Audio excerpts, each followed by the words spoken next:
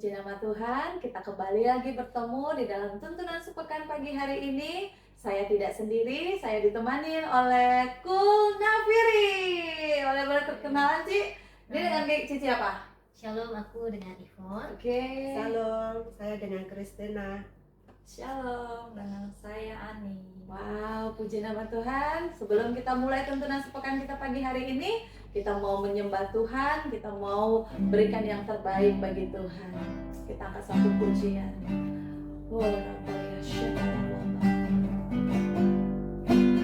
Berikan ku hati seperti hatimu yang penuh dengan belas kasihan.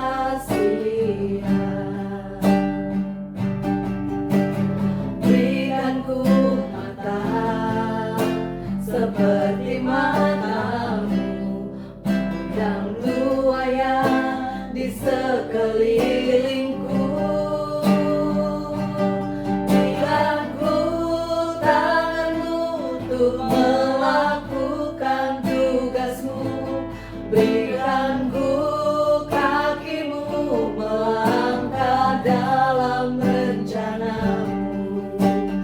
Berikan ku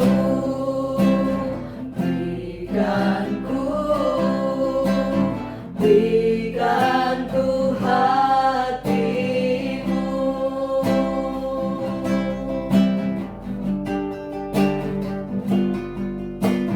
Berikan ku hati seperti hatimu yang penuh dengan belas kasihan. Berikan ku mata seperti matamu, memandang buaya di sekelilingku. Berikan ku tanganmu untuk melakukan tugasmu. Berikan ku kakimu melangkah dalam rencanamu. Berikan ku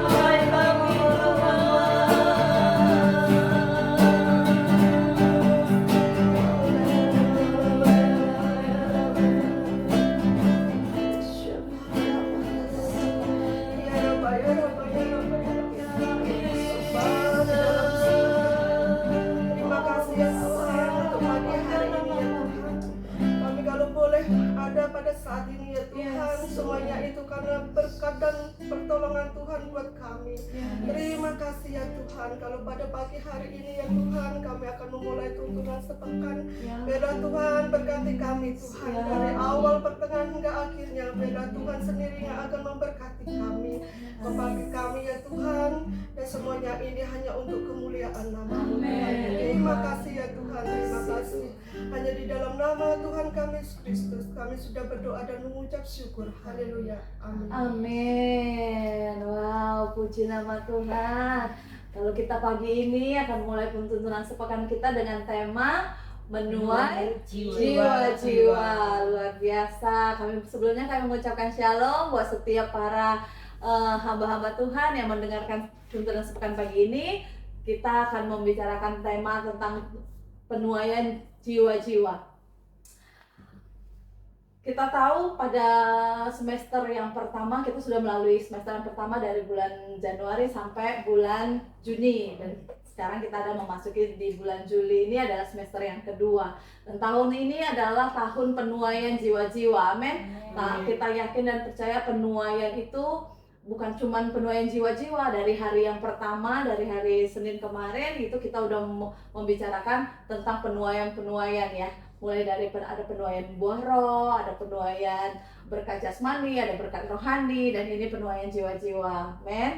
Nah, ini kita tahu nih dari Kul Nafiri. Wow, Kul Nafiri ini kita tahu nih bahwasanya banyak menuai jiwa-jiwa ya. Kayaknya tahun 2025 nih penuaian jiwa-jiwa luar biasa di Kul Nafiri. Amin. Boleh nggak dikesaksian nih Ci? Mengapa Tuhan mau kita menuai jiwa-jiwa? Ci Ivon.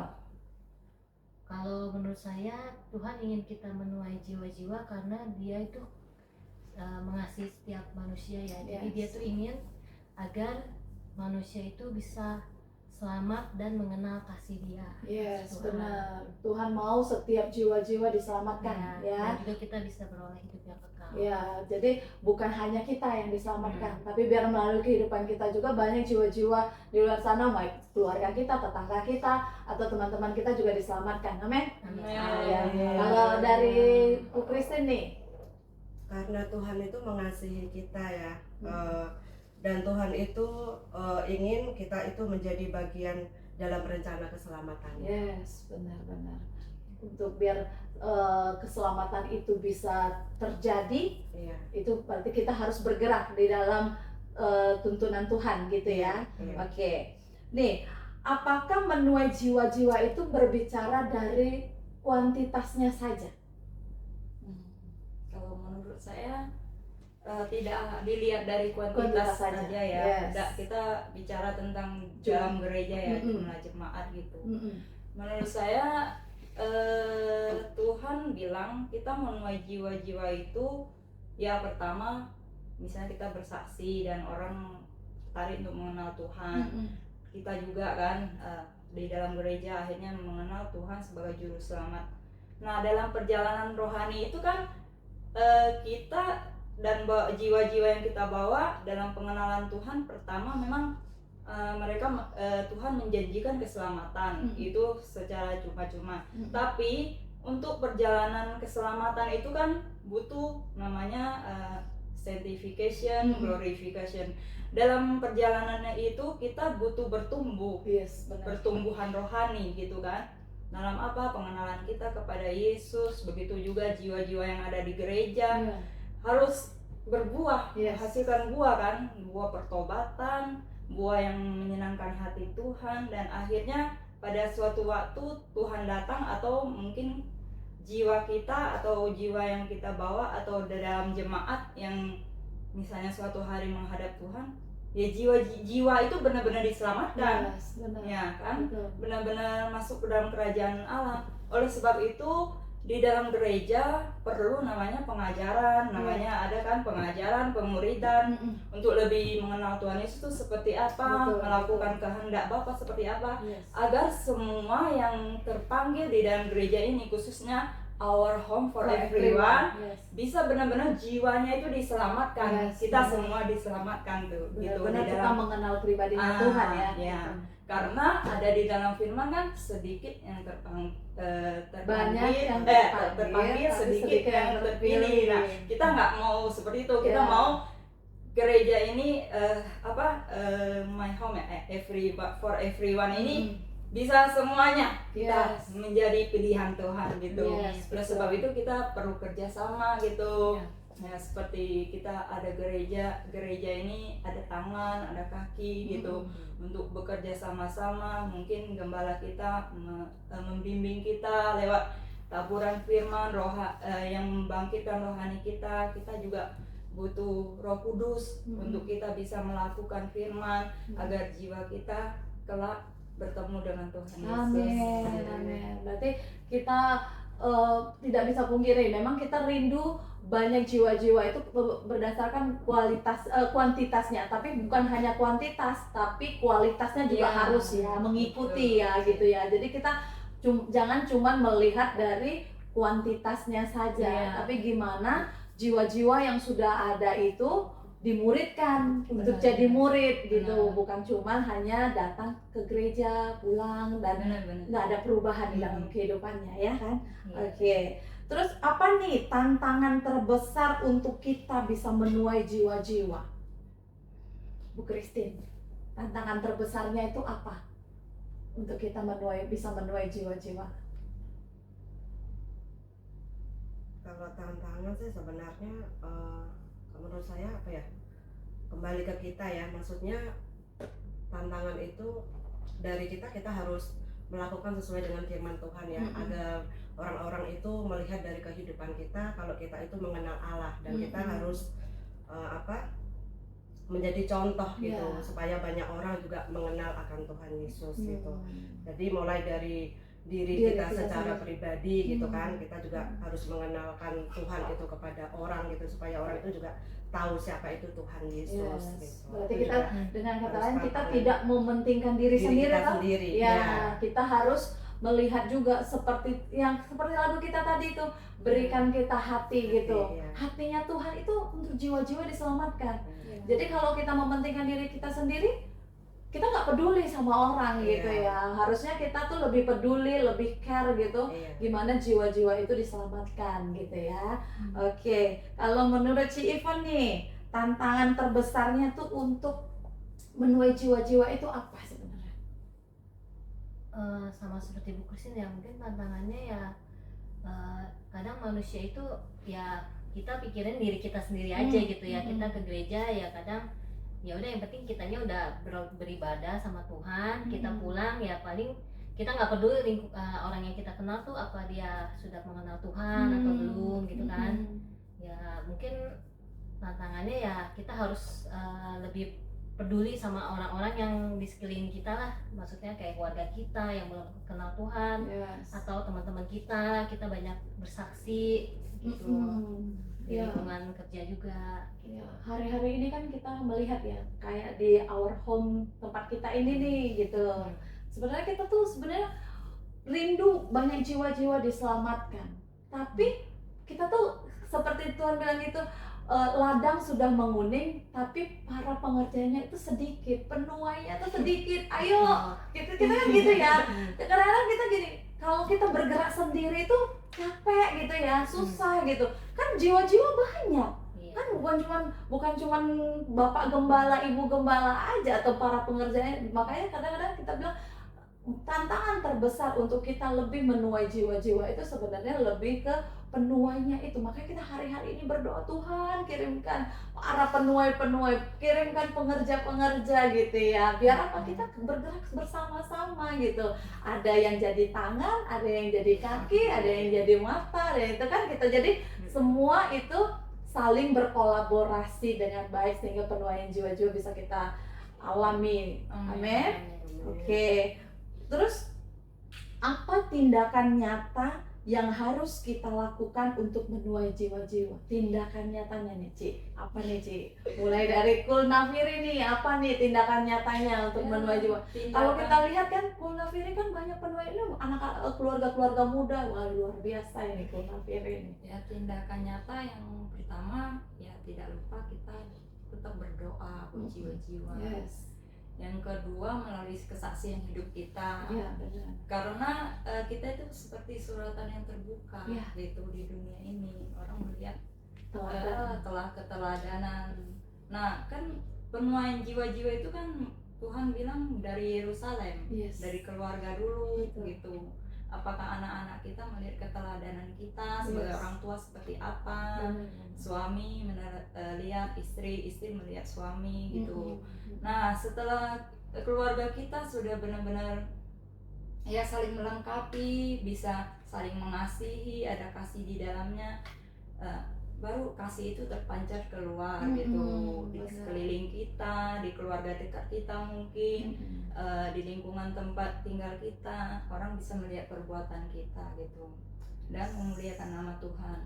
Dengan sendirinya kesaksian yang bisa menangkan jiwa itu kesaksian hidup kita sih, Ya, benar. pengalaman kita bersama Tuhan itu yang kita Iya, ceritakan gitu. betul, benar. Itu yang paling efektif. Betul. Orang kita ngalamin Tuhan benar-benar pribadi terus kita bagikan ke Iya. orang lain gitu. Jadi orang melihat kita tuh seperti suratan yang terbuka ya. gitu Gitu ya. Jadi kalau kita bilang di firman Tuhan ada tentang kasih tapi hidup kita tidak memancarkan kasih, Iya, berarti kan gimana? kita enggak ya kan Iya, gitu ya. gitu. Jadi kita harus jadi suratan yang terbuka gitu. Lebih menjadi teladan buat orang-orang. Jadi tanpa ngomong pun orang udah lihat, "Ih, Iya. Ci Ani gereja di mana sih?" Iya, gitu iya. ya. Makanya luar biasa. Kalau Ci Ivan sendiri apa nih tantangan terbesarnya dalam penuaian jiwa-jiwa ini? Tantangan terbesarnya tadi tantangan deh. Tindakan nyata, Tindakan tindakan nyata ya. nyatanya yang harus kita lakukan. Kalau tindakan nyatanya paling ya kita banyak-banyak kita berdoa, sama kayak Ani sih berdoa, terus ya kita banyak memberi kesaksian kepada orang-orang di sekeliling kita. Jadi saksi. Nah, iya, dan dalam lingkungan kerja maupun di dalam keluarga kita. Mungkin kan mereka lihat di kehidupan kita ya, maksudnya gimana kita tuh di dalam Tuhan tuh semakin lama tuh semakin bertumbuh gitu ya, dalam segi pelayanan maupun maksudnya dalam keluarga, anak-anak ya, mereka lihat cara hidup kita lah. Pasti mereka bisa lihat ada Kristus di hidup kita. Betul, puji Tuhan. Berarti memang kita harus lebih jadi contoh ya, jadi teladan. Itu lebih efisien ya daripada kita ngomong ya. Kadang-kadang kalau ngomongnya nggak sesuai gitu ya kan. Jadi lebih bagus tindakan yang nyata daripada kasih yang tersembunyi. Iya benar ya. Gitu ya. Oke, yang selanjutnya itu sarana apa yang paling efektif untuk menuai jiwa-jiwa? Bu Christine, sarana apa itu? Sarananya mungkin ini ya, dengan kita mungkin menyediakan nih tempat untuk kebaktian nih, misalnya ada pool pool gitu ya, ya. ada pool di rumah gitu ya. Puji Tuhan. Mungkin kita juga nggak tahu gitu kan, mungkin tetangga atau saudara mungkin ada yang melihat, oh ada pool nih misalnya di rumah Ci Ani misalnya ada pool. Kita bukannya kita ada pool juga, mungkin kalau kayak saya gitu ya, mungkin ada misalnya temen di depan rumah gitu ya, mungkin saya juga ada ngomong juga, Kak mau nggak Kak nanti misalnya nanti malam ada pool nih di rumah, ikut dong ke pool kita gitu. Jadi mungkin dengan kita mungkin ngomong, mungkin itu misalnya dia misalnya bisa apa enggak, juga Tuhan yang akan menggerakkan yang hati penting kita dia. udah sampaikan Yang penting dulu kita ya. udah menyampaikan, Mengajak, mengajak itu kan juga istilahnya sarannya juga supaya orang yang tadinya mungkin nggak kenal Tuhan, terus kita mungkin dari omongan kita ngajak, iyalah jadi dia pun juga ya, jadi kita ada komunikasi nih misalnya dengan tetangga atau kita mungkin kita kenal walaupun kita nggak satu gereja, misalnya kita dengan teman kita misalnya nih bukan satu gereja gitu, kadang saya juga tawarin juga Cik mau nggak nanti malam ini ada cool di rumah nih, misalnya oh iya Kak terima kasih ya, misalnya udah ditawarin, tapi misalnya dia juga nggak datang, maksudnya nggak apa-apa, yang penting kita udah ada lah usaha kita untuk mengenalin dia supaya ikut cool ke kita gitu. Jadi dengan apa ya, kita kasih tempat untuk cool itu juga kalau menurut saya udah itu Jadi untuk sarana. sarana Yes, benar. orang mengenal Tuhan. Oke, kalau Ci Ivan sendiri gimana? Sarana apa yang paling efektif untuk kita bisa menuai jiwa-jiwa itu? Kalau menurut saya mungkin kalau menuai jiwa-jiwa kan kadang kita butuh bukan soal tempatnya juga ya, mungkin kayak sarana transportasi, ya kan. Terus kita juga mungkin membantu, misalkan kayak ada kebaktian umas atau itu kan kadang kan butuh pekerja di sana gitu ya. Paling kita ya bantu-bantu gereja lah, misalkan gereja butuh apa, atau misalkan lagi ada menabur apa, kita ikut bantu-bantu kayak gitu sih, menuai jiwa-jiwa. Oke, Ci Ani, makasih Ci. Ayo, sarana apa nih yang paling efektif untuk kita untuk menuai jiwa-jiwa?